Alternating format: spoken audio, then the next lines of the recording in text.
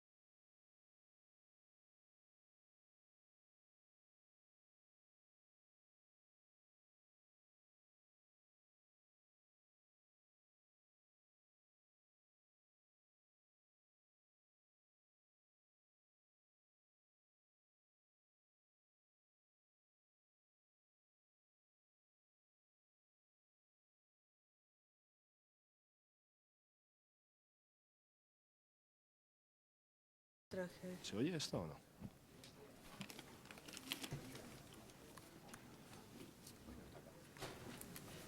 Buenas tardes, ¿se oye? Sí. Buenas tardes a todos, gracias por su presencia. Vamos a empezar, ya vamos con un poco de retraso, así que voy a abreviar al máximo las presentaciones. Básicamente solo voy a dar el nombre de las personas que están sentadas en esta mesa. Tienen su currículum con ustedes, así que creo que será más ágil para que podamos entrar cuanto antes al debate. Bueno, esta es una mesa dedicada a América del Sur. Tenemos personas o representantes o expertos que hablarán de 4 países, básicamente, Brasil, Argentina, Chile y Uruguay. Mi nombre es Vicente Jiménez, soy corresponsal del diario El País en Nueva York y voy a ir presentando rápidamente a los participantes de la mesa, harán ellos su exposición y, si les parece, entramos luego en el debate, que creo que será lo más estimulante. Tengo a mi derecha a Matthew Tyler, que es fellow del Instituto de Brasil del Centro Wilson. Bienvenido, Matthew. A su lado, nos acabamos de conocer, por eso no me Rosana Castiglioni, que es directora de Estudios Doctorales y Ciencia Política de la Universidad Diego Portales de Santiago de Chile. Bienvenida. A su derecha está David Altman, David Altman, que es profesor de Ciencia Política y editor de la revista de Ciencia Política de la Universidad Pontificia Católica de Chile.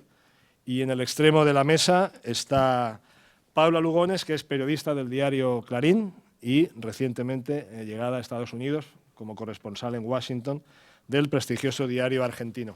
Sin más, cedo la palabra a Matthew, quizá, por el orden de la mesa, y cuando quieras. Okay. Gracias. Well, I apologize. It's been 20 years since I spoke Spanish, so I'll speak in English, or you get Portuñol, but no Spanish today. Vicente asked us to be as quick as we could, so I will try to race through the election and then talk a little bit about where we are today, and we can always come back to some of these questions during the Q&A. But I do want to start on a positive note and note that this is the 7th election in 30 years of continuous democracy with very impressive candidates. This is, I think, yet another victory for Brazilian democracy. On the other hand, it was very much a change election. 70% of the voters were in favor of change, and I think the best evidence for the fact that this was a change election was the fact that Dilma Rousseff, the incumbent, ran on a platform of Governo Novo, Ideias Novas, new government, new ideas. It was also a hugely volatile election. We don't have time to go into everything that happened, the death of one candidate, the rise, the brutal deconstruction of another candidate, and a very narrow win in the second turn of the elections. But it was also an election in which the PSDB, the opposition candidate, Aécio Neves, came in with a much more effective argument against the PT than had ever been made before.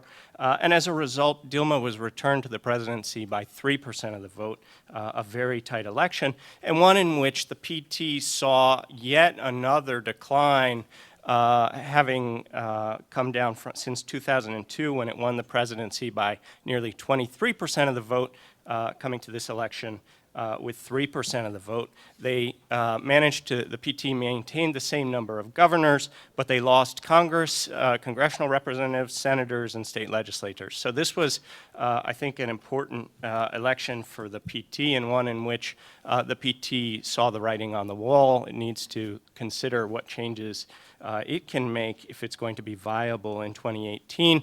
And in that regard, it was also an interesting election because President Luiz Inácio Lula da Silva was a very uneven campaigner. He was absent at some points, and then he also drew widespread criticism, for example, when he compared the opposition to Nazis. And so there were moments like this of great inconstancy. The Rousseff campaign also very violently deconstructed Marina Silva's candidacy, and I think won the resentment of a solid fifth of the electorate there. And it also became clear by the end of the election that the PT has changed. It has become a party of the Northeast. It's a party that governs a much smaller portion of the GDP than it did in 2002 when Lula was elected. And so what won the election? Well, the first thing that won the election, I think, was 4.9% unemployment. You can't beat that if you're a politician. And what's called the clase C, the lower middle class, was a very important supporter of the PT. It's been shown that the Bolsa Familia played an important role. And then also the PSDB didn't do itself any favors. And so the PSDB has been governing Sao Paulo now for longer than the PT has been governing the country. And the drought and the resulting problems associated with the drought in Sao Paulo hurt Aécio, as did his inability to win his home state of Minas. So that's the election. The longer term implications that I think we need to be thinking about, this is an election which has people already thinking ahead to 2018, and this is the first wide open contest of the post-transition Brazilian political scene. I think this is going to be a very interesting election because probably the only candidate of the transitional generation is Lula, and Lula will be 73 years old. He's been beset by health challenges, and he's also had some scandals of his own. So one of the questions is who is going to emerge, and we can talk about that more if you'd like. And now I'll turn, in the last 3 minutes, if I have it, to what I will call the 7 horses of the apocalypse that are coming for the current administration. This was the shortest honeymoon of all time. We're 40 days into the second term of Dilma Rousseff, and she's facing these 7 horsemen, and I'll talk about them briefly. First, Petrobras. Petrobras has lost 2/3 of Colombia's GDP in market capitalization since 2008. One plea bargain claimed that as much as $200 million was paid in bribes to the PT. A fairly credible estimate leaked to the press suggests that about $1 billion has been lost in bribes through Petrobras. So that is a major concern. And for Dilma, it's a major political concern. A Datafolha poll that came out this week showed that 77% believe that she knew about this corruption. So this is a major change. She has been widely respected as a very honest and hardworking politician, a public administrator who was above doubt. To have nearly 4 of 5 Brazilians arguing that she's not or thinking that she's not is a major change. Secondly, and associated with this, there are signs of a schism within the PT and then more broadly within the governing coalition. And associated with this has been the decline, the very rapid decline in Dilma's approval ratings. She went from 42% approval in December to 23% this week. So this is a huge drop. And her people who think she's doing a bad job have gone in the opposite direction. There was a revolt in the lower house, and in what was, probably the most widely predicted defeat of recent Brazilian history, Eduardo Cunha of the PMDB, of a dissident faction of the PMDB, beat out Dilma's candidate, even though she spent considerable political capital to try to support him. Fourth horseman, huge drought and water rationing, which hurts the PSDB, the opposition, but also is beginning to wear on the PT. Fifth, and associated with this, a potential energy crisis. The last energy crisis was crucial to defeating the PSDB in 2002, and this is looking equally dangerous. There are already blackouts, and there's some sense that this will have an effect on the economy. Sixth, and related to this, is a bait and switch on economic policy. After running and saying that she would not be the neoliberal, she has now hired Joaquim Levy, who is literally a Chicago boy. He has a PhD from the University of Chicago, and he is trying to take the country, probably correctly, but from a $14 billion deficit last year to a $40 billion surplus this year. So this is going to be very, very painful. On the positive side, if there's a silver lining here, there seems to be a very strong feeling that the tripe, the tripod of economic policies that has been so successful, should be maintained. And so that's a floating exchange rate, inflation targets, and fiscal responsibility. And there had been incredible angst that the fiscal targets were being flouted. And then finally, the economy as a whole has stopped. The construction sector has stopped as a result of Petrobras and the Petrobras scandal. The industrial sector had been declining for most of the last year, declined about 3% in 2014. And so most predictions today are for a contraction in the economy. And what's very interesting here is that this is the first time that young Brazilians born since 1990 are facing headwinds in the economy. So this will have political effects. And so I guess the final question I'll end with, since we're trying to get through this quickly, is we don't know what's going to happen to Class C. Class C, which represents about 55% of the electorate, this rising middle class, they're the ones who are going to be most buffeted by these 7 potential crises. And I think the central question for the next 4 years is how will they react and how will they behave? Thank you. Gracias, Matthew. Tengo una cierta mala conciencia por la velocidad con la que has hecho la presentación, así que tampoco se trata de hacerlo en 5 minutos. Pero bueno, te lo agradezco mucho. Sin duda has pintado un panorama de Brasil preocupante y que dará para un debate posterior muy interesante. Paso ahora la palabra a Rosana para que haga su intervención sobre Chile. Muchas gracias. ¿Se escucha bien? ¿Sí? I'm going to apologize. I will make my presentation in Spanish because I have to speak quickly. No voy a referirme tanto a la elección propiamente tal, sino a los efectos que esta elección tuvo y algunas de las reformas que el gobierno de Bachelet adoptó y los desafíos que tiene para este periodo final de su gobierno. El año electoral estuvo signado por una serie de movilizaciones sociales muy fuertes que empezaron años antes, sobre todo asociados al movimiento estudiantil, pero también, digamos, con la coyuntura electoral, los sindicatos, hubo una serie de paros bastante bullados, sobre todo en registros civil y municipales, algunas movilizaciones de carácter sectorial, y mucha presión de las regiones de Chile que piden mayor descentralización, transferencia de poder, desconcentración administrativa y un poco el lema Santiago no es Chile, ¿no? Que hay que empoderar a las regiones. El oficialismo, el gobierno de Piñera, tuvo enormes dificultades para responder a estas crecientes movilizaciones que además estaban asociados usualmente con la oposición. Y yo creo que una de las mayores dificultades que enfrentó además fue poder definir su candidato. Y ahí hubo también, como pasó en Brasil, no murió ningún candidato de muerte física, pero sí políticamente una serie de muertes por ahí. Uno de los candidatos más fuertes de la derecha tuvo que bajarse porque se le venían las penas del infierno con algunas denuncias de que él no había informado respecto de su patrimonio. Después hubo un segundo candidato que también tuvo que bajarse, habiendo sido electo en las primarias por problemas de salud mental, tenía un cuadro depresivo muy fuerte, así que ahí se perdió un segundo candidato. Entonces, en ese cuadro de fragmentación hubo divisiones políticas internas muy fuertes para ver quién se hacía de la presidencia. ¿Por qué digo esto? Porque esto contrastó fuertemente con el panorama que enfrentó Bachelet, que era una candidata, a los medios les gusta decir la candidata teflón, ¿no? Los sartenes de teflón, que nada se le pega, que todo le resbala, y que su enorme popularidad no se veía mancillada incluso en momentos muy álgidos de la campaña electoral.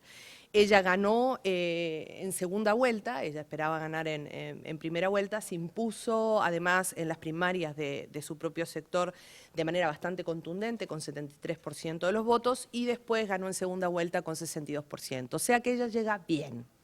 Esas fueron las buenas noticias para ella. Sin embargo, su triunfo se da en un contexto político más amplio y social más amplio, que uno podría decir que es por lo menos preocupante. Por un lado, hubo una irrupción muy fuerte de candidatos en la segunda vuelta presidencial, de 9 candidatos, que en la estable y aburrida política chilena fue como una especie de cimbronazo, y a pesar de que los candidatos que venían de los dos bloques más grandes, ¿no?, de la centro-derecha y de la centro-izquierda, fueron los que tuvieron claramente más chances de ganar y de hacerse con la presidencia, claramente muchos asociaron esta irrupción de candidatos con el creciente descontento ciudadano. Sí, primero tomen en cuenta que en las elecciones presidenciales participó tan solo el 49% de los ciudadanos, pero además, si en 2005 todas las encuestas de opinión hablaban de una especie de 52, algo así como un 52% de los ciudadanos que no se sentía identificado con ningún partido, esa cifra 2007 asciende a un 80%. Hay un 80% de no identificación. Y eso para una democracia es kriptonita, en términos de Superman. Esto además, con algunas señales adicionales, no quiero ser alarmista, pero bastante poco auspiciosos. Chile está enfrentando una economía que ha ido a la baja, algunos estallidos sociales que no ha podido controlar, sobre todo en la región de la Araucanía. Hay un enorme malestar dentro de los pueblos originarios que parece no retirarse. Entonces, en ese escenario, con la gente en la calle y con la economía en bajada, las cosas para Bachelet no son tan fáciles como podrían parecer. ¿Con qué coaliciones gobierna? Que era una de las preguntas que nos pidieron que respondiéramos. Bueno, Bachelet tiene 67 diputados que pertenecen a su bloque y la Alianza 49. En el Senado hay 21 senadores y 15 en la Alianza. Uno podría decir, estamos Taylor, estamos listos, estamos bien, vamos a poder hacer todas las reformas que comprometimos, pero en realidad no, porque la Constitución chilena establece quórum calificado para varias de las reformas que Bachelet quiere avanzar. En algunos casos no tuvo grandes problemas. Reforma tributaria. Con la reforma tributaria, mayoría simple podía pasarla. El problema es que uno de los grandes compromisos de campaña, había 3 grandes compromisos en la campaña de Bachelet: reforma tributaria, reforma educativa y reforma constitucional. Después hay una serie de medidas importantes, algunas más simbólicas, otras no, pero esos son los 3 ejes. Y para la constitucional necesita 2/3, que no tiene. Entonces, y de la constitucional ustedes comprenderán que van colgadas muchísimas medidas, ¿no? Hay varias medidas asociadas a esta reforma. Entonces, ¿qué es lo que y además, dos problemas adicionales que enfrenta Bachelet. Si bien ella fue es una candidata indiscutida dentro de su sector se ha ido complejizando muchísimo. Si uno piensa en lo que era la concertación en la transición, su bloque en la transición, que era un bloque más bien de centro-izquierda, con énfasis en el centro, pero ese bloque se ha ido complejizando. La democracia cristiana, que usualmente suele estar ligada más a coaliciones conservadoras, está en la coalición, pero también está el Partido Comunista. Entonces, ella ya en la dinámica intracoalicional la fuerza al centro, la fuerza al statu quo, la fuerza a la negociación. Pero a su vez, el panorama de fragmentación en la derecha, del cual no se pudo recuperar, las pugnas internas de las que no se pudieron recuperar y que además con una serie de denuncias fuertes de corrupción se han ido agudizando, entonces la dejan en un panorama en el cual tener que negociar no se hace fácil. ¿Qué es lo que logró hacer? Que yo creo que es bastante, y ahí con David siempre discutimos este punto porque él tiene una visión un poco distinta a la mía respecto de esto. Reforma tributaria pasó básicamente las principales medidas que la presidenta quería impulsar, que era obtener recursos frescos para financiar reformas sociales, sobre todo la reforma de educación. Segunda cosa, reducir la evasión. Y tercero, eliminar la elusión. Es decir, los resquicios legales y los espacios que usaban sobre todo las empresas y los individuos de más altos ingresos para no pagar. Hay una serie de reformas hay una serie de medidas que se adoptaron, yo les puedo contar a los que estén interesados en más detalle en las preguntas y respuestas de qué se tratan. La segunda reforma que adoptó la presidenta Bachelet fue la educativa. Eso acaba de salir. La verdad tuve que trabajar bastante porque muchas de estas reformas fueron en enero. De hecho, hay algunas que el 31 de enero se presentó el proyecto. La otra que se aprobó fue la reforma educativa. Ahora, la reforma educativa del programa de gobierno era requete ambiciosa. La reforma educativa aprobada es una reforma bastante importante, pero solamente para básica y media. No incluye la universitaria, que va a ser la madre de todas las batallas políticas, por lo menos, que va a tener que enfrentar Bachelet. Básicamente, la reforma educativa tiene 3 patitas súper importantes. Primero, eliminar el lucro en instituciones educativas que reciben fondos públicos. Esto era una de las demandas más sentidas del movimiento estudiantil.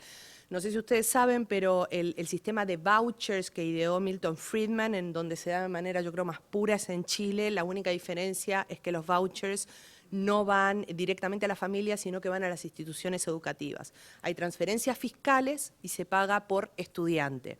¿Qué es lo que hacían las instituciones educativas? Sobre esto, además le cobraban a las familias un copago. Eso también se eliminó, porque evidentemente no se puede lucrar con fondos públicos, ¿no? Ese fue un poco el argumento que se esgrimió. Y el otro tema importantísimo es la del sistema de admisión. El sistema de admisión, o sea, y esto cuesta mucho entenderlo para personas que no participan de este tipo de sistemas, pero los niños serán sometidos a una prueba de ingreso a los 4 años para entrar a prekinder, a los 3 en realidad. Algunas de las pruebas eran para las familias, ¿no? Y uno decía, ay Dios mío, le voy a arruinar la vida a mi hijo, no voy a tratar de no hablar, de no decir nada, de portarme bien.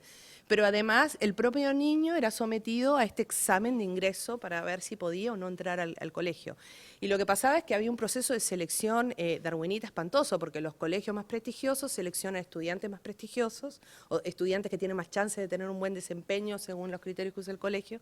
Entonces se producían unas desigualdades y unas distorsiones enormes. Todo esto además financiado por todos nosotros que pagamos los impuestos regularmente, y de ahí salen las... Disculpa, los fondos de ¿a qué edad?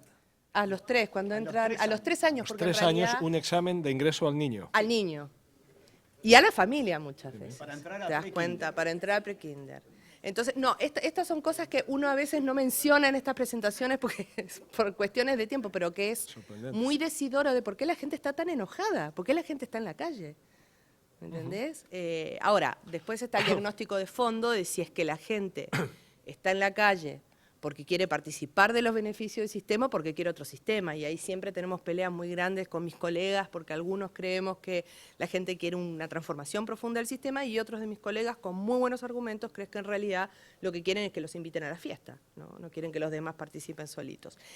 Entonces se elimina el copago, se establece un sistema aleatorio de admisión, salvo que tiene una excepción para colegios que tienen proyectos específicos, proyectos particulares, que a partir de 7º grado pueden dejar un 30% de la matrícula con un proceso de selección basado en el desempeño o en algún otro criterio. La otra madre de toda la batalla, y esa es la que está más difícil y todavía no está aprobada, bueno, pero esto, como yo le decía, la reforma educativa es como una especie de lasaña, ¿no? Se va a hacer en capitas. Esta es una capita, que es la de la enseñanza básica y media, pero falta la bechamel, la salsa, el queso y todo lo demás, que está en el programa de gobierno, pero no creo que alcance este gobierno a hacerlo por razones obvias, porque ya estamos jugando, vamos a empezar a jugar la mitad del tiempo. El otro elemento son las reformas políticas y constitucionales comprometidas. Hay una cosa que ya salió, que fue la reforma electoral, que fue bastante menos ambiciosa de lo que mucha gente anticipaba, pero no quiero hablar de cosas electorales porque hay demasiados expertos electorales y puedo meter la pata, pero sí se avanzó en torno a la reforma, sobre todo en términos de incrementar los escaños para mejorar la representatividad de distritos y circunscripciones, se redibujaron algunos, o se rediseñaron, que es más elegante decirlo así, algunos distritos, y además se establecen cuotas para asegurar 40% de presencia femenina en las listas de candidatos. Ahora, lo que queda más complejo es avanzar la reforma constitucional, que como yo decía, la presidenta no tiene los votos suficientes para hacerlo. Hay una comisión que viene trabajando desde antes de la elección en temas constitucionales, pero la verdad, o sea, si uno lee el programa de gobierno establece claramente áreas y espacios relevantes, pero no mucho medidas. Por ejemplo, avanzar en el reconocimiento constitucional de los pueblos originarios. Ya, pero ¿cómo comemos esto, no? ¿Qué quiere decir? Específicamente, ¿qué tipo de medidas vamos a adoptar? O promover la descentralización. Ya, pero ¿cómo? ¿Cómo lo vamos a hacer? Entonces, todavía falta avanzar un poco más. O sea, hay 10.000 millones de informes dando vueltas, circulando, pero todavía no tenemos claro específicamente cuáles van a ser esas medidas. Hay algunas cosas interesantes, se quiere fortalecer el Poder Judicial, se quiere avanzar en torno a una reforma del Tribunal Constitucional, una reforma del sistema político en su conjunto, pero todavía tenemos que esperar. Lo interesante es que también propusieron un requerimiento de mayorías simples para el pasaje de legislación. Y eso hay que ver cómo se baila eso con cuando uno necesita negociar con la oposición. Yo lo veo un poco complicado el panorama.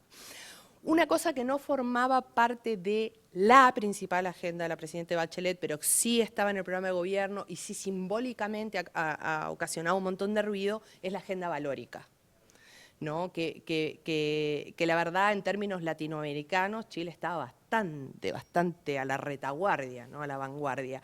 Se aprobó una unión civil que reconoce y regula los derechos de las parejas heterosexuales y homosexuales, de los convivientes. No hubo forma de que se trabajara en torno a matrimonio gay porque hay un sector muy importante de la derecha que cree que el matrimonio, y de la centro derecha, que cree que el matrimonio es una unión entre un hombre y una mujer. No es otra cosa, esa es la definición y hay que velar porque esa definición se mantenga.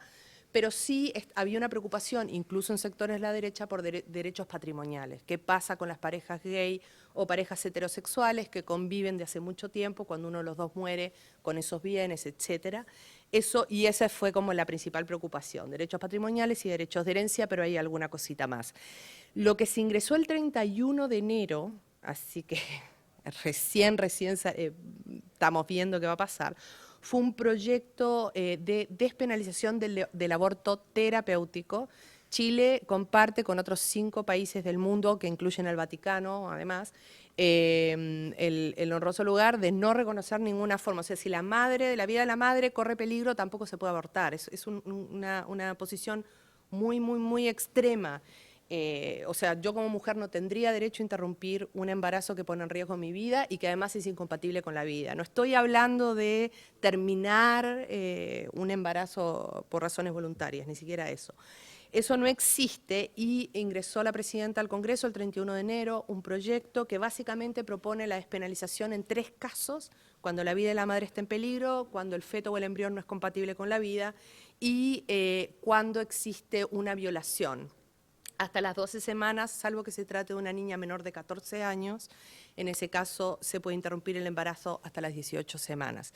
Eso es todo lo que sabemos. Ahora, una cosa re interesante, y eso va a estar así como, va a ser bien noticioso para los periodistas que les interesan ese tipo de cosas, se establece en el proyecto de ley la objeción de conciencia a nivel individual para el médico, pero no para la institución. Y uno de los principales prestadores de salud es la universidad donde trabaja el profesor Altman, la Universidad Católica, que tiene un hospital clínico, y el rector salió a decir que no iba a llevarse adelante ningún aborto en la Universidad Católica. Y esto se va a poner re interesante, porque entonces ahí salieron los sectores más de izquierda a acusarlo de talibanismo ideológico, qué sé yo. Pero bueno, ahí hay un espacio realmente que va a ser complejo, cómo amoldar la legislación a instituciones que en sus valores y principios tienen una definición distinta y que tienen que, de todos modos, cumplir con la ley.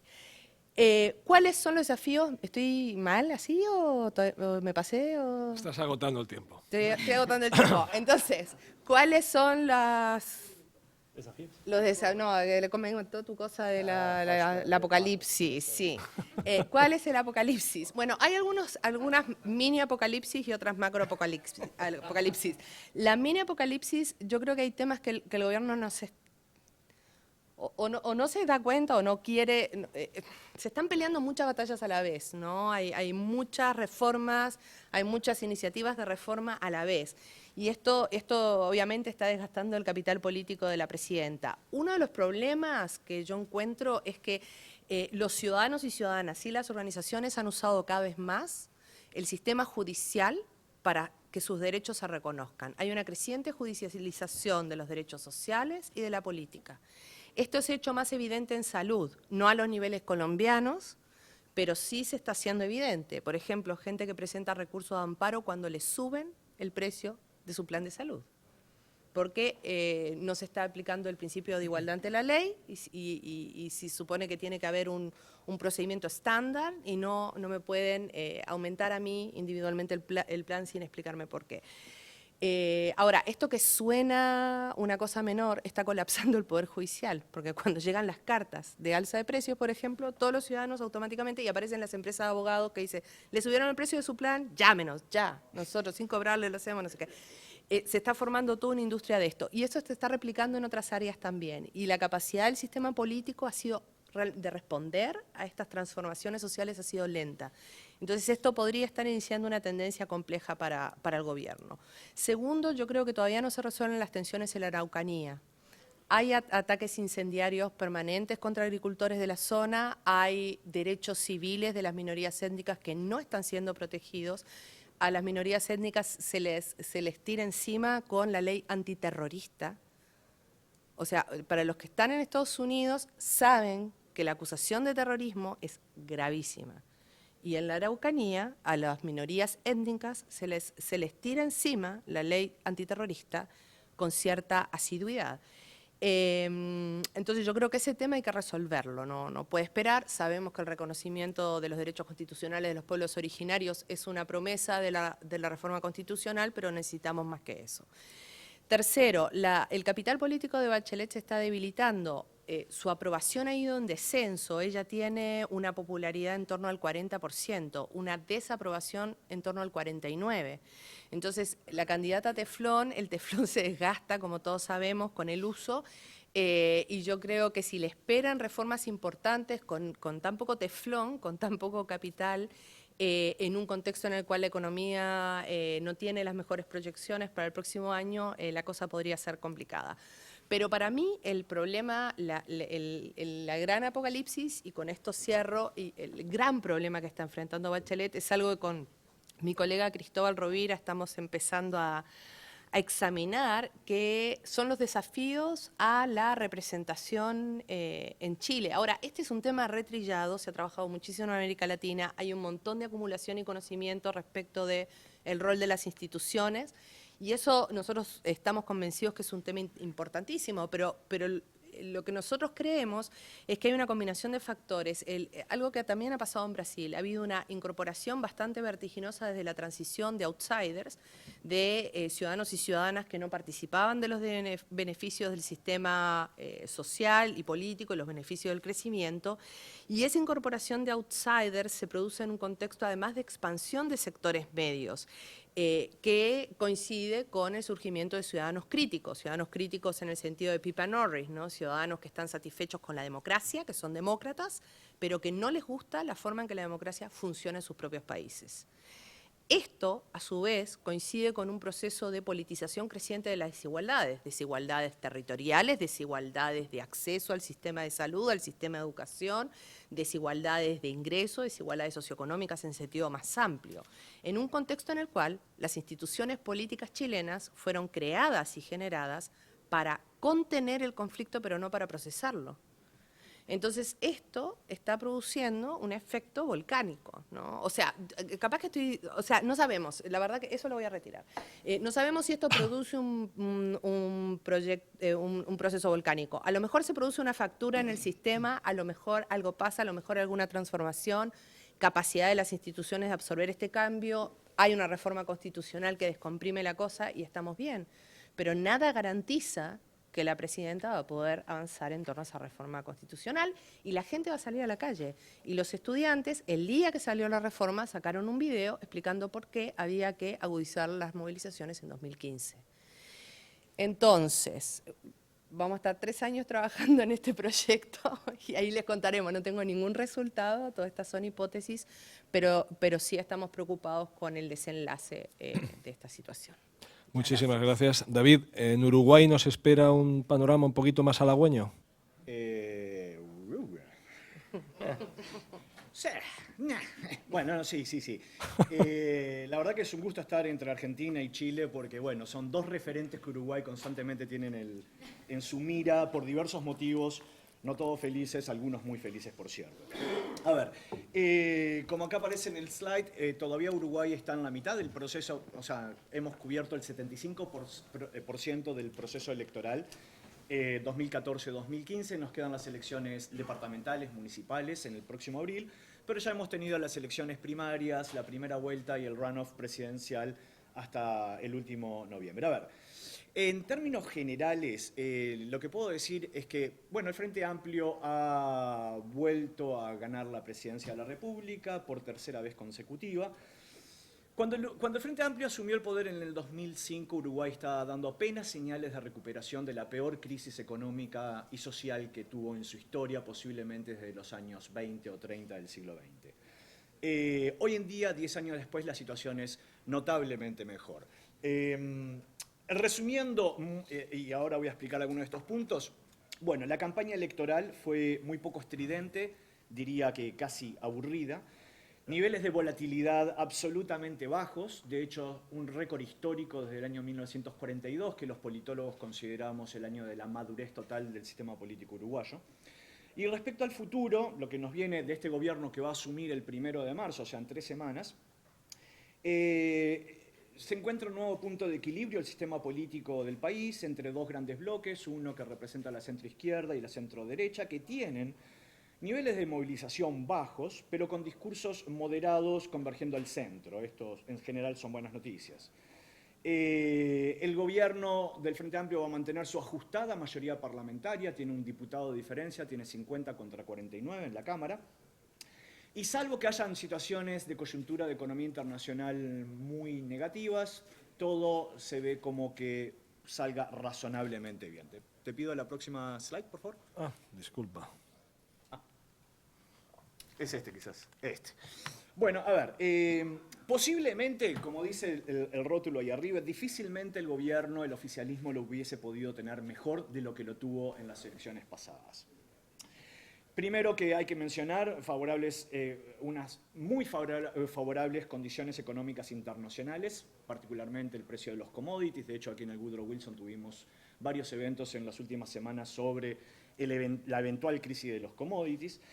Estos precios lograron que el Uruguay mantenga un crecimiento del producto sistemático desde el año 2003, sin números negativos, lo que ha llevado al Uruguay nuevamente a ser el país líder en América Latina en términos de GDP per cápita, pasando a Chile con cierta solvencia, de acuerdo al último informe de la CEPAL que salió la semana pasada.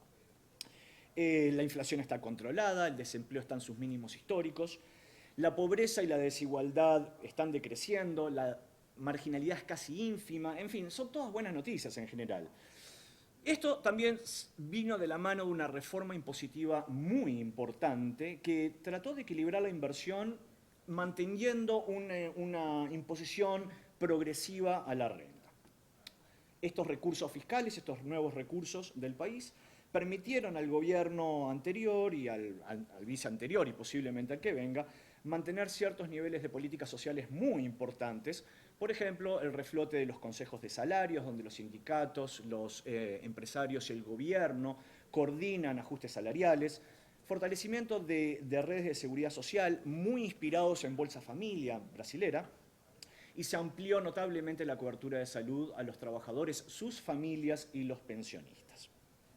A todo esto se le suma una suerte de prestigio internacional del país, que no solamente viene de la mano de este cuasi rockstar Pepe Mujica, ¿no? Que el nuevo presidente, quizás un nuevo ícono de la izquierda latinoamericana, pero por sí haber aprobado una agenda valórica muy significativa, no solamente en la región, sino alguna de estas políticas en el mundo entero, tanto así que el The Economist el año 2013 lo nombró el país del año, justamente por este paquete de reformas que se llevaron a cabo. Voy a mencionar solamente algunas: el matrimonio gay, la adopción gay ya estaba aprobada hace muchísimo antes, el derecho a la identidad sexual, el apoyo público a las operaciones de cambio de sexo, aborto por sola voluntad de la mujer hasta la 12ª semana, regulación de la eutanasia, la que se llama la ley de la muerte digna, affirmative action para la población afro-uruguaya, y quizás la más renombrada por los ribetes que tenía es la regulación de la marihuana, donde el Estado no solamente va a producir, sino que va a vender el producto. Esto se va a ver ahora en el próximo gobierno. Ahora, no todo es tan maravilloso, no todo pinta tan genial. Hay problemas muy importantes, y yo creo que los dos grandes problemas que dominaron la campaña, y aquí me meto de vuelta en la campaña, es la educación, particularmente la educación media, y la seguridad pública, y esto lo voy a mencionar ahora en un ratito. Ahora, el primer nivel, el primer escalón de la campaña electoral son las primarias obligatorias, abiertas, vinculantes para todos los partidos que quieran competir para el Parlamento o el Poder Ejecutivo, donde cada partido elige 2 instancias, el órgano deliberativo nacional, el órgano deliberativo departamental, y donde usualmente en Uruguay se elegían, y acá podemos, ya es una cuestión más nerd, pero tendíamos a elegir a los candidatos más extremistas que representaban mejor a los partidos, pero no necesariamente eran los mejores candidatos para la elección presidencial. En esta elección primaria justamente pasó lo contrario, donde se eligieron los candidatos más centristas dentro de los partidos, con la excepción del Partido Colorado. Para darles una idea de la importancia de las primarias, bueno, en este caso no existe obligación de concurrir a las urnas, como sí lo existe para la elección parlamentaria y presidencial. Participó casi el 40% del electorado y hubo aproximadamente 2.200 listas de partidos y fracciones dentro de los partidos. No he hecho el cálculo para esta elección, pero sí para la anterior, que fue un número semejante de listas. La cantidad de gente que estuvo con su nombre, y puede aparecer una única vez en una lista un ciudadano, fueron 176.000 personas. Obviamente ustedes me dirán, es un número absolutamente marginal. Tomando en cuenta la proporcionalidad del tamaño del electorado uruguayo, esto representa el 6.8% del electorado. Participó como candidato a titular o suplente en alguna instancia en las elecciones internas. Para hacer el paralelismo con Estados Unidos, es como si en la elección del 2008 hubieran participado 14.528.000 personas como candidatos. O sea, hay un ejercicio de movilización cívica muy importante. La campaña fue una campaña sin mayor sobresalto. No hay mucho que decir sobre esta misma, pero sí sobre los resultados. Te pido acá está, perdón. Como les mencionaba, no han habido grandes cambios, de hecho la continuidad es notable. Fue la elección con menor volatilidad electoral desde el año 1942, donde la cantidad, y ustedes pueden ver los porcentajes de votos, son marginales.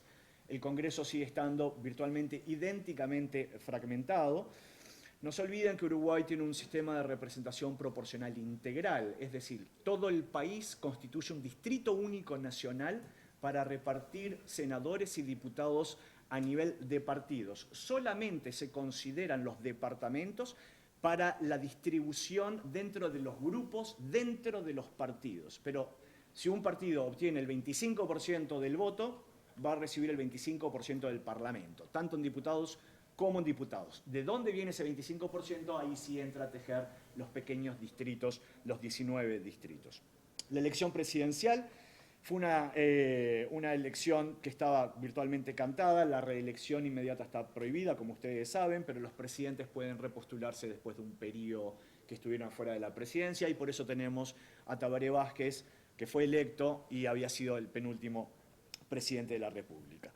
A pesar de haber obtenido el 49.4% del voto, el Frente Amplio logró mantener la mayoría del Parlamento con 50 escaños, como ustedes se dan cuenta, en Cámara de Diputados, bajando un poquito lo que había tenido previamente. 2 asuntos interesantes para mencionar sobre octubre.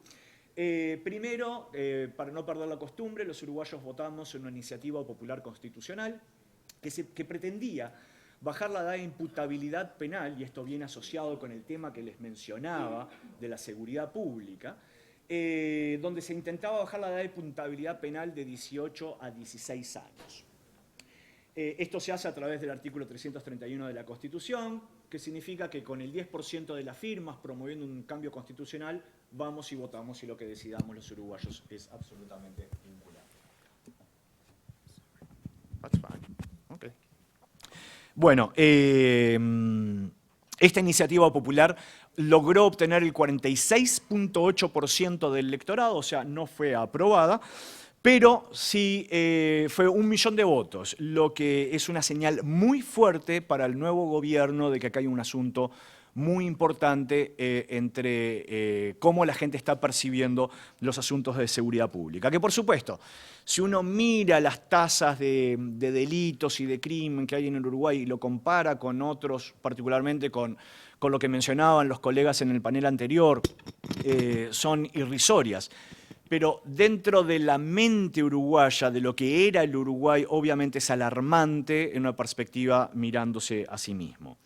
Cabe destacar que en esta elección, toda esta campaña, la gran manifestación que hubo en Montevideo fue de 50.000 personas y fue por el Comité contra la baja de la edad de imputabilidad. Es decir, no fue ni el Frente Amplio, ni el Partido Colorado, nadie, sino aquellos que estaban opuestos a la iniciativa popular.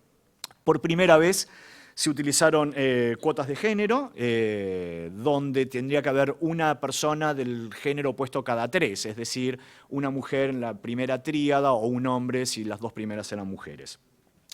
Esto mejoró sustancialmente la presencia femenina en el Senado, pero no así en Cámara de Diputados. En el Senado se pasó de 4 a 9, dentro de 30, y en Diputados se pasó de 15 a 16, justamente por esto que les mencionaba del tercer escrutinio y la asignación entre los grupos, que justamente los números 3 son un poco más castigados. Por primera vez, y esto es más simbólico, se elige una mujer afrodescendiente en la Cámara de Diputados, la diputada Gloria Rodríguez del Partido Nacional, y por primera vez un senador transgénero fue electo por el Frente Amplio, Michelle Suárez. El balotaje, bueno, ya saben los resultados, se los mostré anteriormente, fue el más aburrido que yo recuerdo, no pasó nada.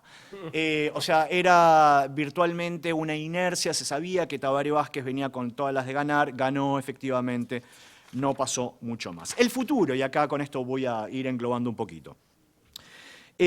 A pesar de que tiene una mayoría pequeña, el Frente Amplio, evidentemente es delicada esa mayoría y posiblemente Tabaré vaya a tratar de conseguir consensos con la oposición, con los 2 grandes partidos de oposición, el Partido Nacional y el Partido Colorado, en temas cruciales para el país, particularmente en temas de educación y seguridad pública, como les mencionaba. En cuanto a la seguridad pública voy a destacar 2 cosas que son de esta semana muy fresca. Cuando hablo de seguridad pública, estoy hablando de seguridad pública convencional, temas de crimen, asaltos, pickpocketers y estas cosas, y la no convencional, ya que no sé si están un poco al caso, posiblemente tú lo toques, el caso de Nisman en Argentina, parece que el Servicio de Inteligencia argentino tenía una sede en Punta del Este, encontraron un par de espías, bueno, a todo esto se le suma la absorción de los expresos de Guantánamo que Uruguay recibió, los refugiados sirios, donde por primera vez se enfrenta un choque cultural muy fuerte en Uruguay, porque parece que han habido denuncias de violencia intrafamiliar dentro del grupo de inmigrantes, y el gobierno quedó un poco descolocado de cómo tratar este asunto del relativismo cultural. O sea, fue un dolor de cabeza hasta el día de hoy.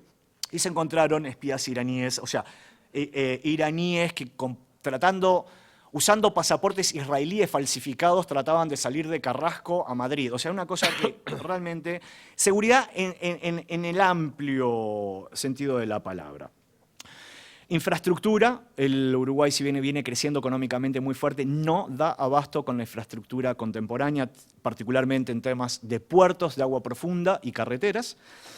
Y por supuesto un nuevo desafío que se le viene es el nuevo rol internacional temporal que va a tener Uruguay, como posiblemente vamos a tener al secretario general de la OEA y Uruguay entra al Consejo de Seguridad de Naciones Unidas.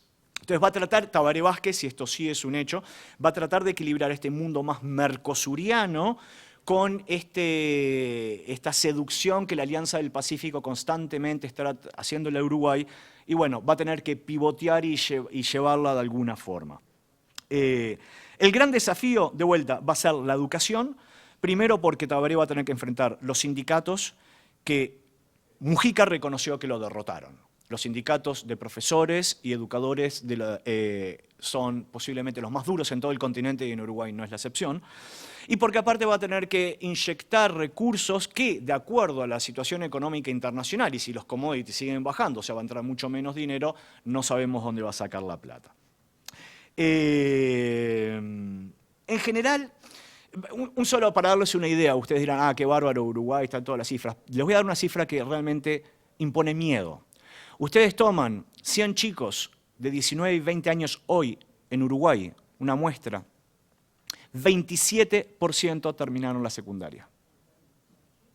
Sí, 27.8% de los chicos entre los 19 y 20 años en el Uruguay terminaron los 12 años de educación.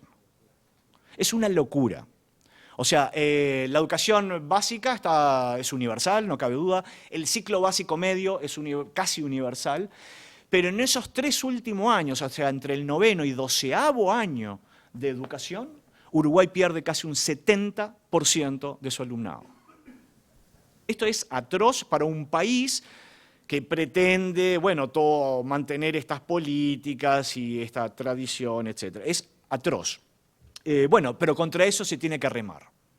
También vamos a tener que enfrentar eso. Fuera de eso, si la situación económica internacional es razonablemente manejable para los precios de los commodities que exporta Uruguay, si Uruguay mantiene su nivel de exportación de software, de vino y de esas pequeñas industrias, las niñas bonitas de la industria nueva del Uruguay, podría mantener esta inercia positiva y este crecimiento. Ahora, donde esto cambie y todo indica que posiblemente vaya a cambiar, el gobierno de Tabaré Vázquez no la va a tener tan fácil. Ahora, más allá de eso no les puedo decir mucho, pero seguramente hay muchas preguntas. Muchas gracias. Gracias, David. Pasamos de la aburrida, o el aburrido, parece que no tanto, Uruguay, a ese parque temático del sobresalto que es Argentina. Una maravilla. Paula, es el único país que no ha cometido el proceso electoral como los otros 3 y es el posible fin de ciclo de la presidenta Kirchner. ¿Cómo va a ser ese fin de ciclo? ¿Tumultuoso? Bueno, hola. ¿Se escucha aquí, más o menos? Cambiamos. Lo cambiamos, ok.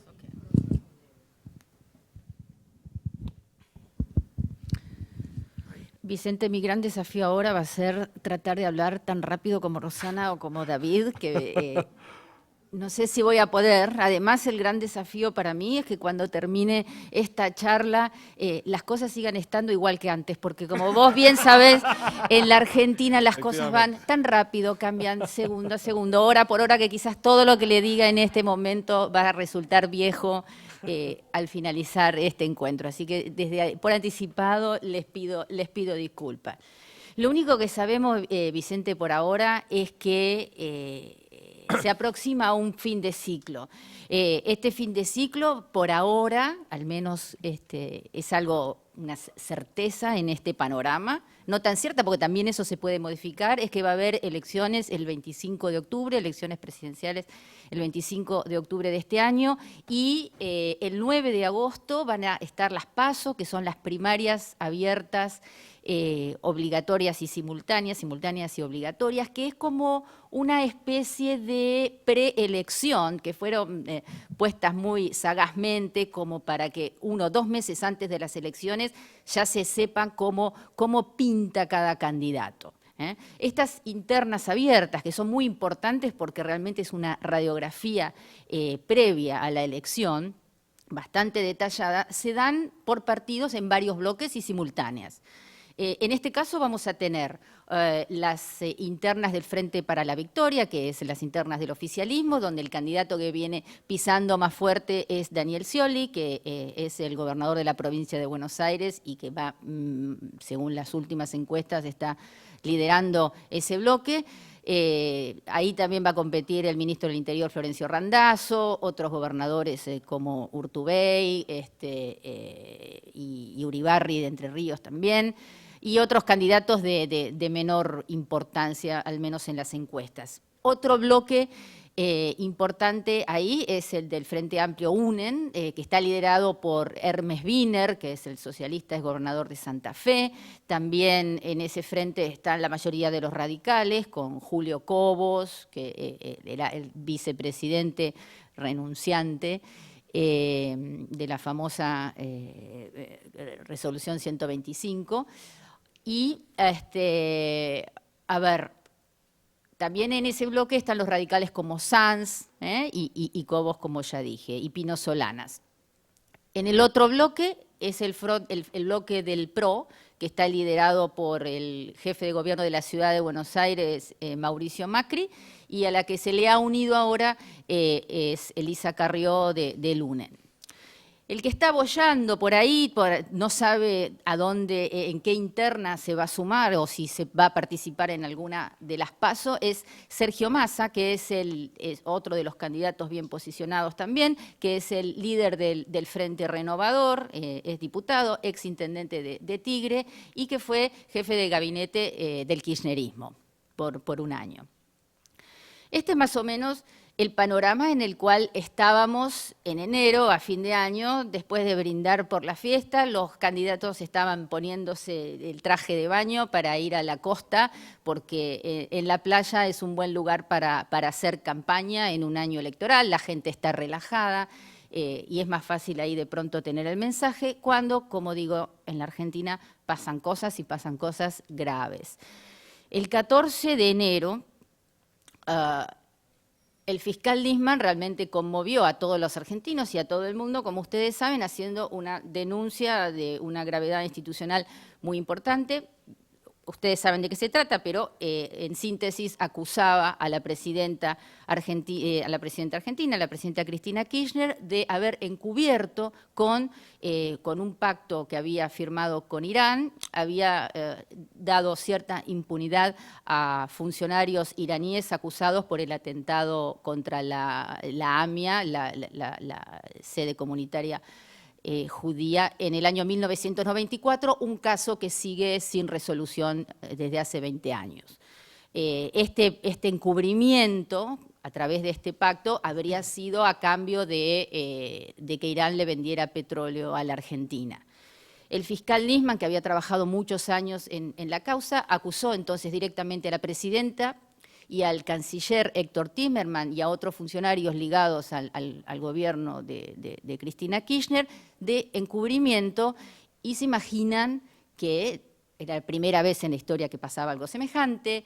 Esto provocó un shock en la campaña impresionante. Los candidatos ya empezaron a quitarse el traje de baño y decir, bueno, esto es importante, saquemos los pies de la arena, volvamos a Buenos Aires porque esto se está poniendo serio.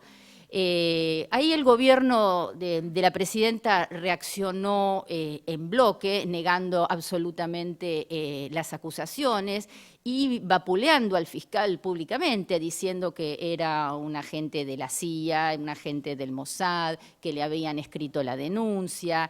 Y cuando fue citado a declarar por los legisladores al Congreso, directamente dijeron que el oficialismo iba a ir contra el fiscal con los tapones de punta, y eso es una cita literal que significa cuando en el lenguaje del soccer o del fútbol es ir romperle los pies.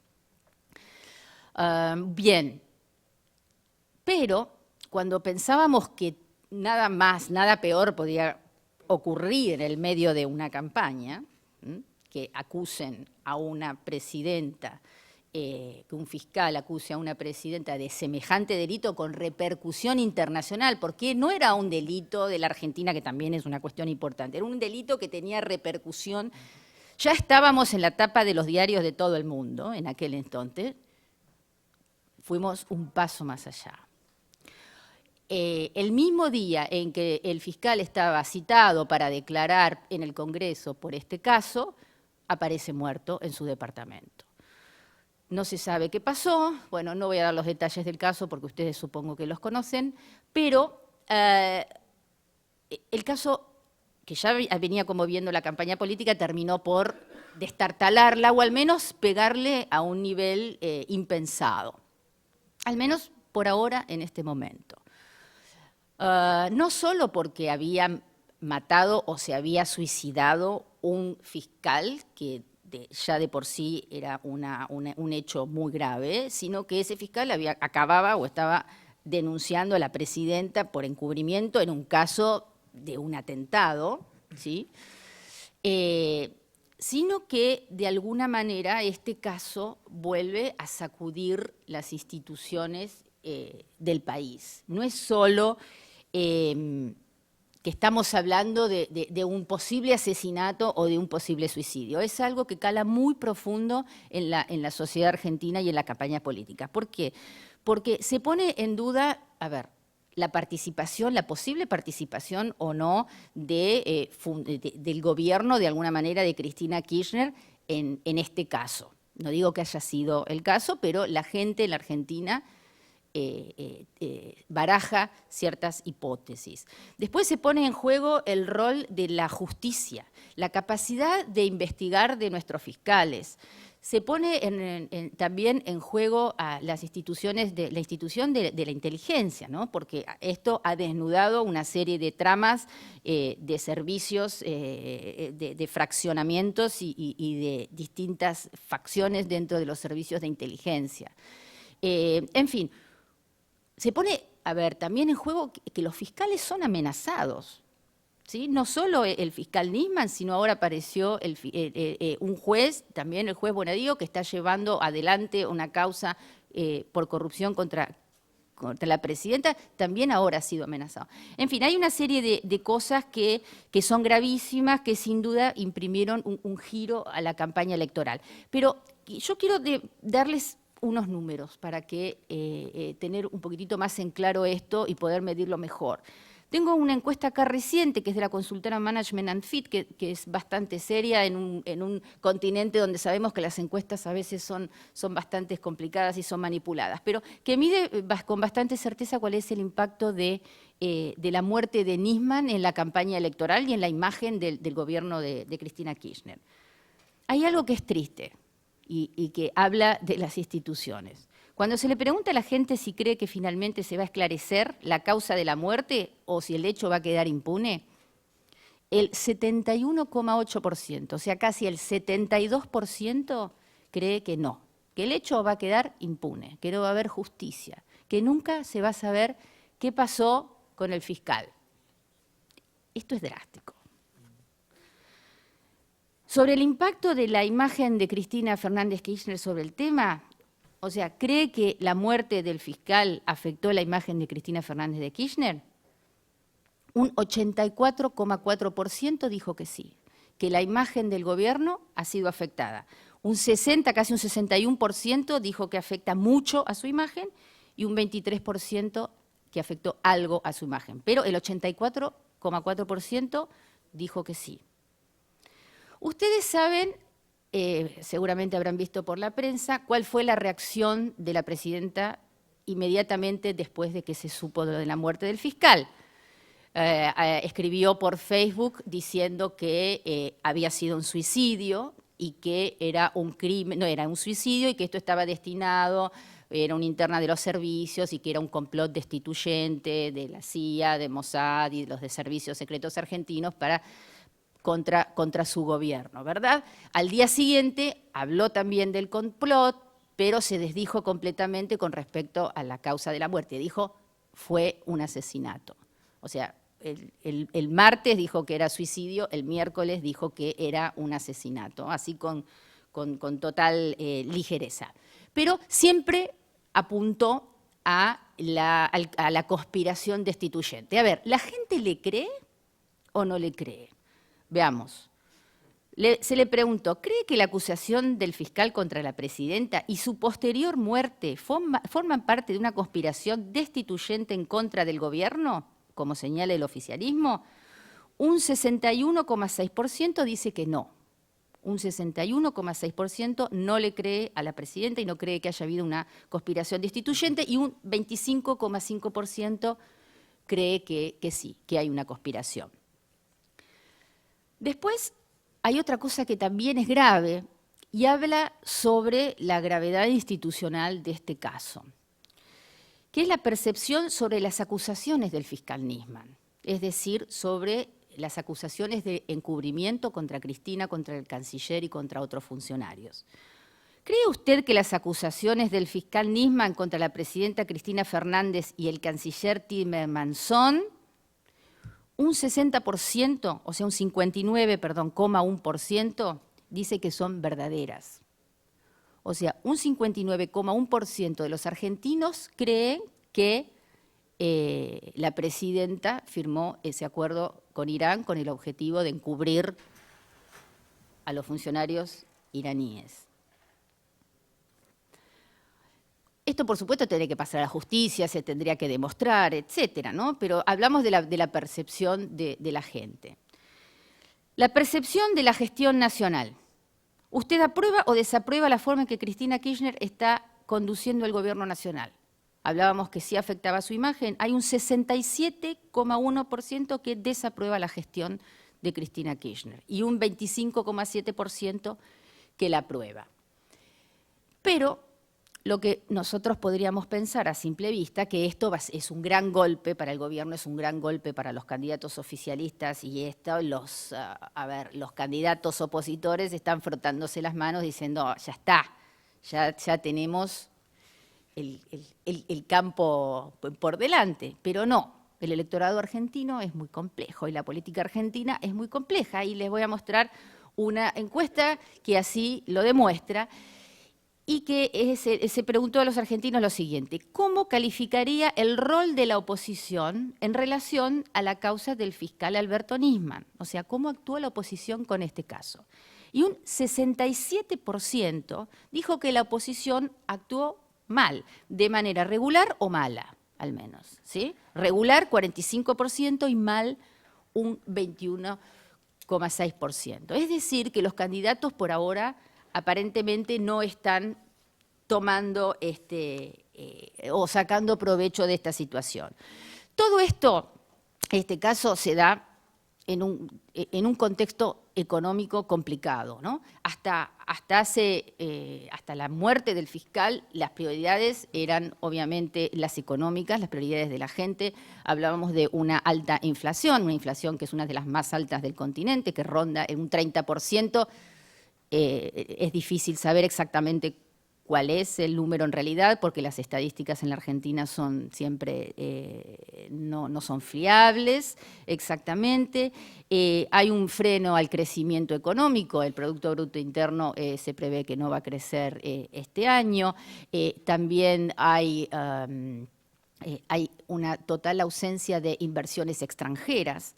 La gente no quiere, los inversores no quieren venir a poner dinero a la Argentina. Esto también está relacionado con un conflicto todavía no resuelto con los holdouts. En fin, otra de las prioridades también importantes era la inseguridad en la Argentina, también la corrupción. En fin, no era que había un paisaje antes de la muerte de Nisman, era un paisaje sencillo, sino que viene a complicar aún más las cosas.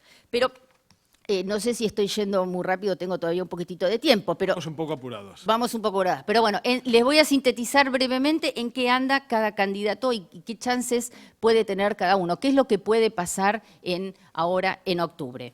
Los tres candidatos más potables, al menos según las encuestas, que oscilan entre un 20 y un 27% de la intención de votos, son Daniel Scioli, que marcha primero en las encuestas, luego Mauricio Macri y Sergio Massa, que están ahí, depende de qué consultora lo midan.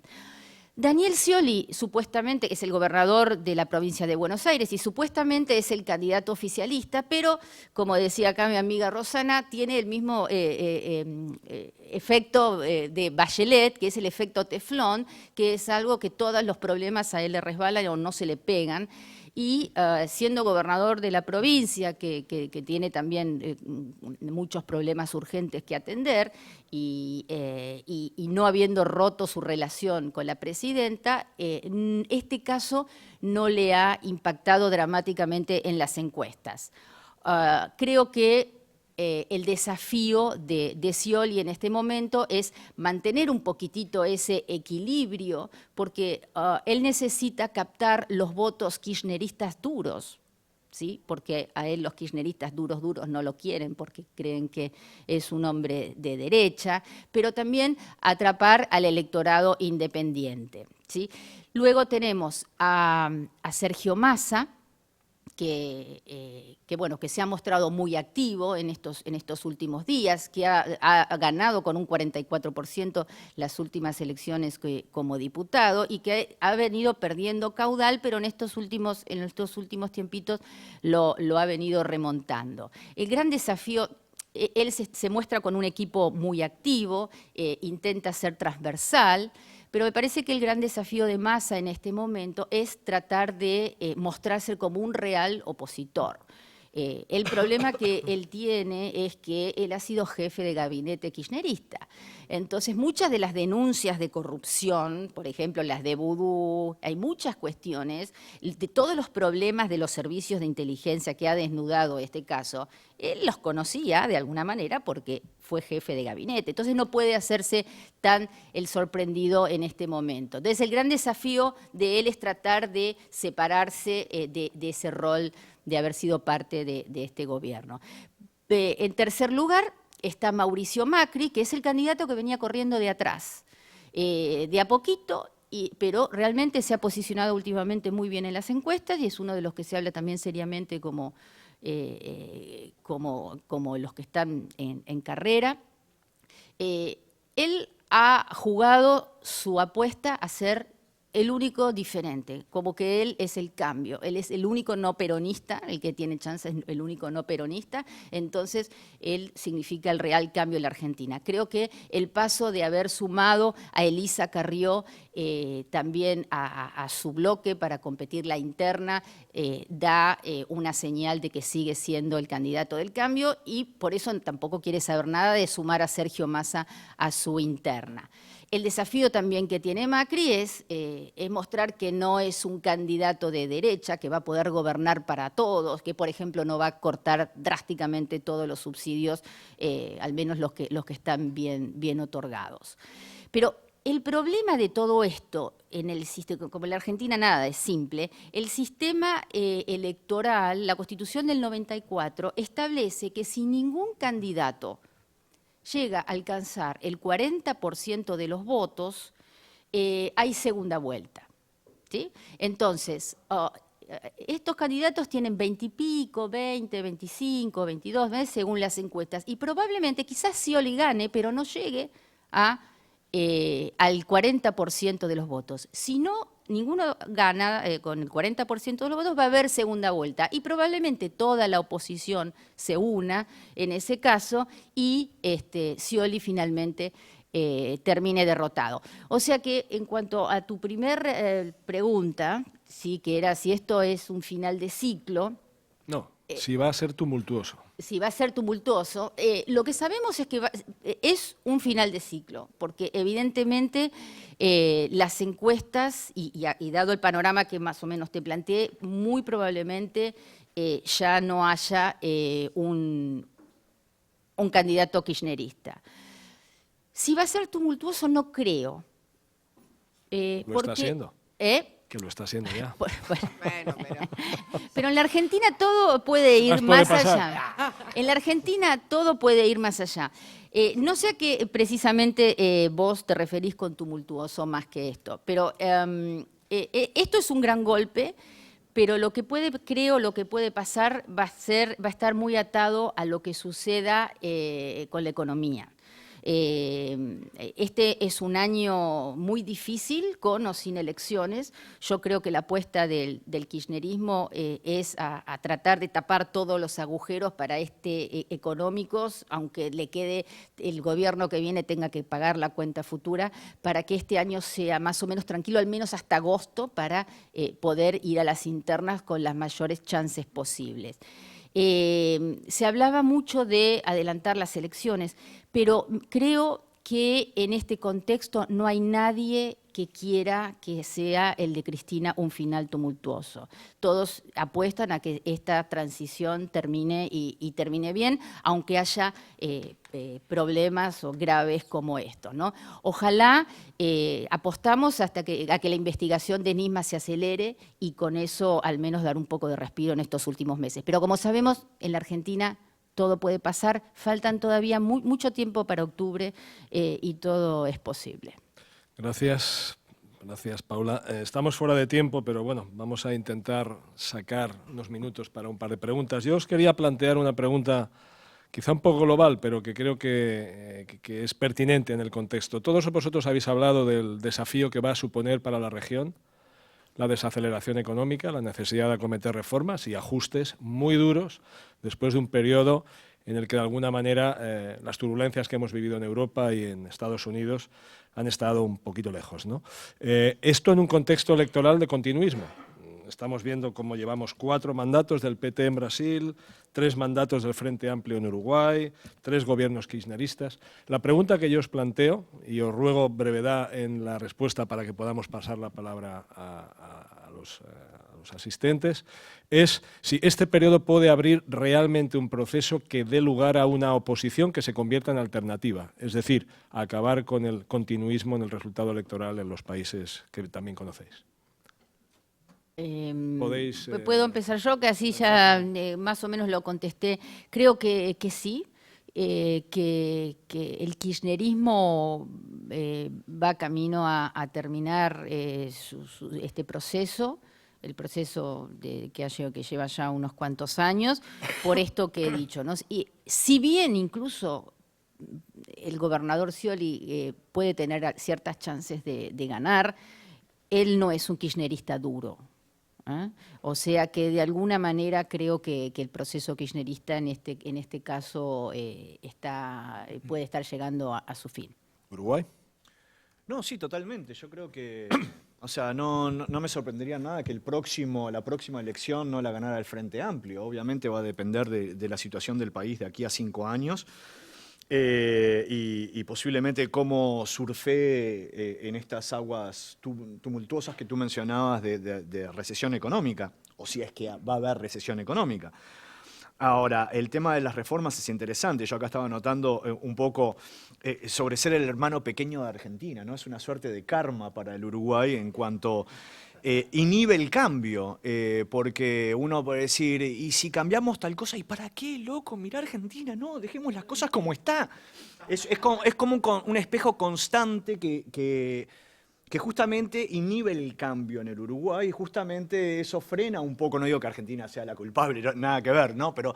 Pero como que está esa sensación de que el cambio tiene que ser muy a la uruguaya, ¿no? Y a la uruguaya es muy negociado, muy parsimonioso, muy lento, muy entrabado, ¿no? Y bueno, está, pero en épocas de ajuste van a tener que haber cambios, sí o sí. Los números que les presentaba, por ejemplo, en temas de educación son más que evidentes. Tienen que haber cambios. No me sorprendería que haya una alternancia en el poder, sería bienvenida, creo que inclusive para refundar y refrescar al propio Frente Amplio. Yo qué sé, no sorprendería, creo que a ningún uruguayo. Chile. Yo no creo realmente que... No, el caso chileno es un poco distinto. Ha habido un paréntesis conservador, 4 Claro, años. ha habido ya de por sí alternancia, pero de hecho, una cosa que iba a decir, que el caso de Chile a lo mejor escapa un poco a las teorías de voto económico, en el sentido de que en el gobierno de Bachelet, el primer gobierno de Bachelet, cuando la economía se desaceleró, y se desaceleró bastante, se desaceleró en la construcción, que eso tiene un impacto en el consumo, o sea, fue bien complejo su primer gobierno a ese nivel. El gobierno lo presentó de esa manera, y yo creo que en cierta medida es cierto, que hubo un muy buen manejo de crisis por parte de Velasco, que fue precandidato, ¿no? Y en realidad la popularidad de Bachelet, enseguida la crisis aumenta, no baja. Eso no pasó con el gobierno de Frey, y no estoy haciendo un juicio de valor respecto a si esto es cierto o no, simplemente estoy constatando un hecho. En el gobierno de Frey había pasado lo contrario, había habido una visión así bastante generalizada que el manejo había sido pobre, y Frey la tuvo muy difícil en el último tramo de su gobierno y además perdió. Yo creo que el problema de Chile es como la tormenta perfecta, es como dicen en inglés, de conjunctural causation, ¿no? De causalidad compleja, que vos podés tener desaceleración, pero con un diseño institucional que no se amolda mucho a los cambios sociales que se están produciendo en el país. Entonces yo creo que ese cóctel es el complicado, no la crisis propiamente tal y por sí sola, sino la crisis en un contexto institucional y social específico, ¿no? Y Brasil, corrupción, una victoria electoral muy estrecha, una situación económica muy complicada. I think that the interesting thing about Brazil is that social policy won the election, and it's here to stay, and I think everybody agrees on that point. But in the post-election, inflation and fiscal problems have won. And so they've become the top priority, and they are going to continue to be a priority, even though there's a lot of political opposition, there's a lot of opposition in Congress. And so I think the next 4 years are really going to be a judgment on what has been called state capitalism in Brazil and whether it can survive. And the big question is, can it survive in a very fiscally tight situation? No sé si alguien del público tiene alguna pregunta. Yo tengo algunas preguntas más, pero sí que me gustaría que participara. Mi nombre es Liliana Rodríguez, Fundación Cultural Militar Argentina. Soy experta en defensa nacional. Mi pregunta es para el señor David Altman. Wow, primera vez que estando Brasil y Argentina preguntan a Uruguay. Yes, lo estamos logrando. Yo tengo una pregunta, porque usted dijo que solo había un 27% de chicos que egresaban del secundario, ¿verdad? Ahora, mi pregunta apunta exactamente a esto. Generalmente cuando se hacen reclutamientos terroristas, se apunta a la gente joven. Mi pregunta es, ¿cómo toma la oposición y los sectores no tan educados el tema del traslado de los prisioneros de Guantánamo? Yo creo que en general hubo un escepticismo muy grande y la gran pregunta que tienen los uruguayos es, bueno, ¿qué negociamos a cambio? Posiblemente una de las tantas negociaciones a cambio fue volver a tener el visa waiver y un tratado económico preferencial con Estados Unidos. No sé si un FTA, pero algún mimo, alguna caricia por ese lado. No hay que olvidarse también que en el conflicto con Botnia, que tuvimos con Argentina hace unos años y cuando los puentes estaban cerrados, que Uruguay tuvo que movilizar el ejército para proteger las plantas de celulosa, porque aparentaba que se venía el malón del otro lado, Tabaré Vázquez, el presidente electo, le preguntó a George Bush cuando estaba en Montevideo y nos ayudan, y Estados Unidos dijo, go ahead. O sea, Estados Unidos está atrás de ustedes. Entonces, hay una suerte de guiñadas mutuas, de apoyos mutuos, y yo creo que Guantánamo viene dentro de ese super combo. Fueron 6 presos, o sea, tampoco es que digamos que ha sido un cambio radical en el Uruguay, ni nadie sabe dónde están, y ya se cortaban el pelo, ¿no? Se diluyeron en la población. No es un gran tópico, no es una gran preocupación. Ahora, sobre el 27.8%, estos son cifras de la ANEP, la Agencia Nacional de Educación Pública, les dije, se agarran una muestra de 100 chicos de 19 y 20 años. Pero esta tasa de terminar la educación media se va completando a medida que pasan los años. O sea, los chicos de 25 ya ese porcentaje aumenta, ya es un 30 y tanto y así sucesivamente. En cierto sentido, se relaciona también con que los motores industriales del país están prendidos al 100%, porque un año más de educación media no necesariamente reditúa como salir al mercado ahora de forma inmediata porque tenemos empleo pleno, entonces los salarios suben. Y en esta ecuación muy dedicada a la perspectiva de un año más de educación o salir a trabajar ahora, bueno, justamente el tener todos los motores prendidos le pegan al sistema de educación. Es una ecuación muy complicada y en ese sentido yo creo que está tanto la oposición como el gobierno totalmente sincronizados que tiene que haber un cambio. El problema, de vuelta, volvemos a los sindicatos de educación media que son realmente el hueso duro de roer de todo este cuento. ¿Alguna otra pregunta?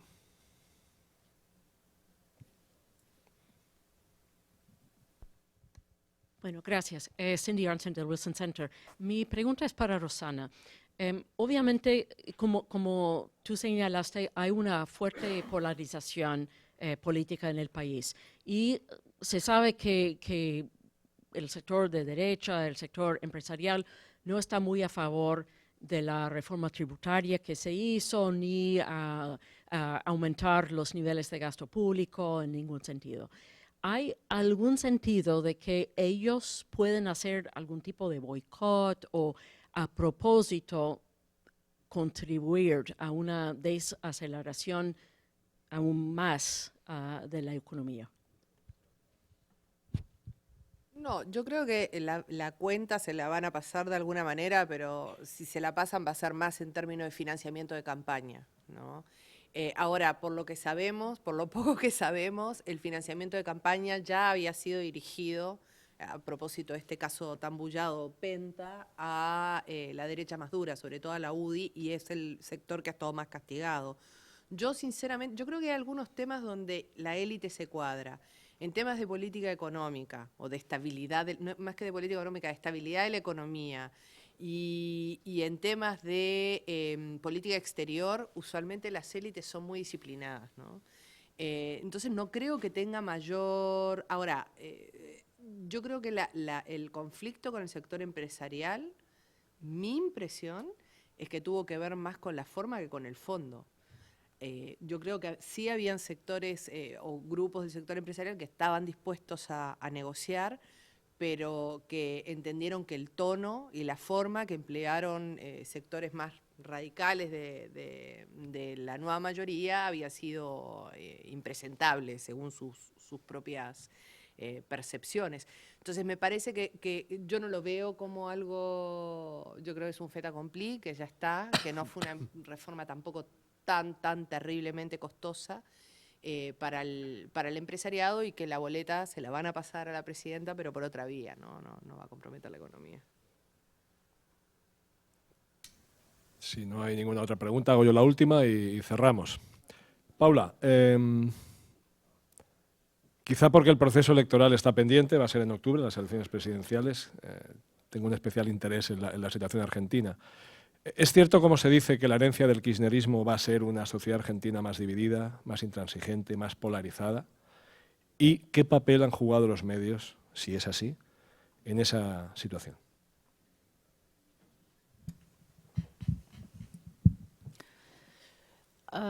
Bien, yo creo que la división en la sociedad está pasando y es una herencia del kirchnerismo, pero es algo que está sucediendo en este momento.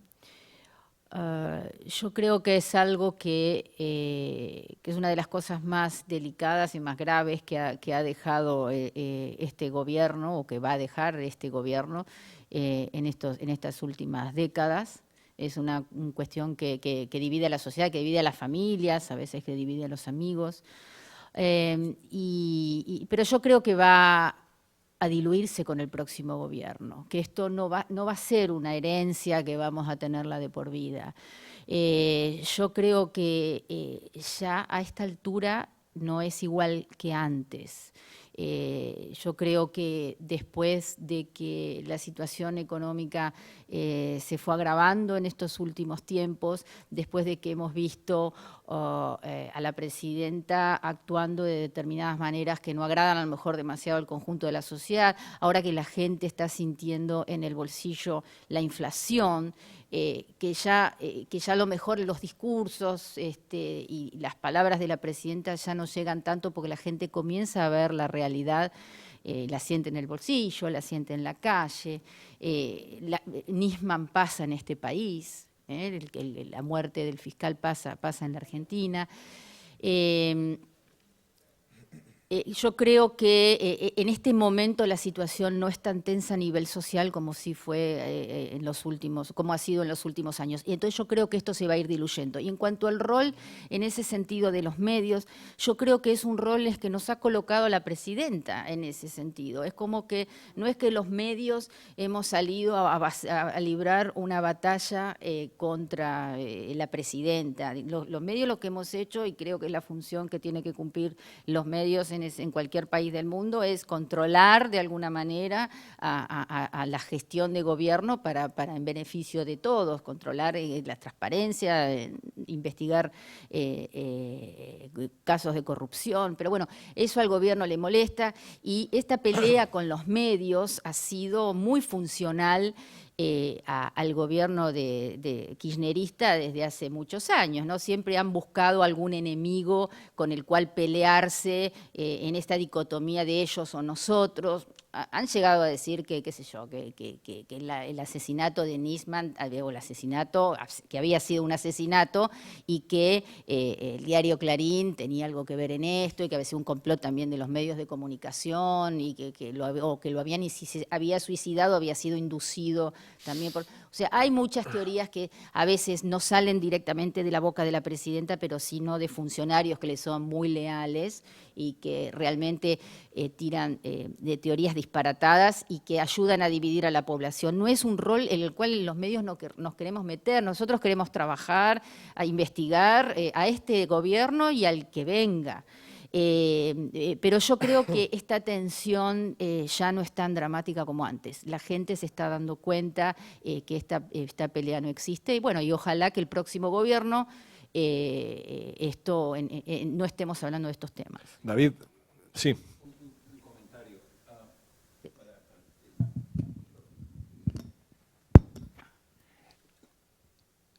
No me gustaría dejar la sensación de que el problema en Argentina es el kirchnerismo, que de por sí es un mal presagio. El problema en Argentina es nuestra incapacidad absoluta desde el 1983 a la fecha en crear institucionalidad. Ahí está el problema central. El menemismo, el kirchnerismo son síntomas de una sociedad que tiene una incapacidad brutal de poder generar un grado de institucionalidad. Cuando tú juntas debilidad institucional, sistemática, con un estilo que no es propio únicamente del kirchnerismo, lo tuvimos con el menemismo, de acumulación de poder, de hiperpresidencialismo y de ejercicio arrogante del poder, entonces tenés la combinación más nefasta de todas las posibles. Nos salvamos por tres cosas. Nos salvamos porque en el ataque a la prensa resistió. Nos salvamos porque en el ataque a la justicia resistió. En el último momento, con la Corte Suprema, pero resistió, aunque hay un grupo muy grande de jueces, incluso federales, totalmente cooptados y corruptos. Y nos salvamos porque Cristina Fernández de Kirchner en la última elección parlamentaria no sacó mayoría para reformar la Constitución. Ahí murió el proyecto Cristina Eterna, como la decía la diputada Conti. Pero nuestro problema no es ese, nuestro problema es la incapacidad de una sociedad 35 o 34 años después de recuperar la democracia, de no generar el grado de institucionalidad. Y eso es lo que nos diferencia de ese hermoso país que se llama Uruguay, de Chile con sus problemas, pero que tiene institucionalidad, y no tanto de Brasil, que yo creo que ahora va a venir una prueba de fuego muy grande, porque no hablamos del sistema político brasilero, pero el presidencialismo de coalición que se llevó tantos aplausos, hoy está haciendo aguas, 36 ministerios, y eso genera que tengas que generar mucho dinero para poder comprar a ese presidencialismo de coalición. Y por eso tenés los problemas de Petrobras y los otros que vienen. Pero volviendo a Argentina, Cristina y el kirchnerismo son síntomas de una sociedad incapaz de generar institucionalidad. Y hasta que nosotros no generemos una institucionalidad mínima, vamos a seguir teniendo estos problemas recurrentemente. Es interesante la reflexión, precisamente en un momento como el actual, en España, donde hay un partido que se está abriendo paso precisamente cuestionando las instituciones, o por lo menos el papel que juegan las instituciones, lo que ellos denominan la casta. La pregunta que yo le quería hacer a David es si el fenómeno de Podemos, que no sé si lo estáis siguiendo o conocéis un poco los detalles, si lo podemos ver en América del Sur. En la Argentina no. En la Argentina no. Pucha, en Chile podría, yo creo. En Chile... La última pregunta. Sí, no, yo creo que en Chile se podría. En Uruguay es muy difícil porque justamente la institucionalidad es lo suficientemente flexible como para absorber cualquier desánimo. O sea, el mero hecho que tú puedas tirar una ley abajo vía un referéndum o reformar la Constitución, o no, bueno, no te gusta, juntar firmas y las reglas del juego permiten esa flexibilidad. Entonces no creo que haya tanta bronca, que se pueda acumular tanta bronca, porque hay muchos canales previos que amortiguan esa bronca, ¿no? En Chile que es una sociedad mucho más congelada, un sistema mucho más con esclerosis, ¿no? El sistema político. es mucho más factible. Y si ves los movimientos estudiantiles, 100, 150.000 pibes en la calle, bueno, algo está pasando porque no hay esos canales de representación de otros partidos y la sociedad. Argentina es difícil. No sé, tengo bueno, que gracias, pensarlo, gracias. Pero gracias. Muchas gracias y perdón por el abuso en el tiempo. Gracias. Gracias. Sí, el problema, estoy re de acuerdo, el problema son o la falta de instituciones o el exceso de instituciones. Claro, tenés que tener y Uruguay es como el balance. Tenés que tener instituciones que se acomoden. Uruguay es como el balance. Ay, muchísimas gracias. Ya le doy lo mío. No, por Dios. Muchas gracias.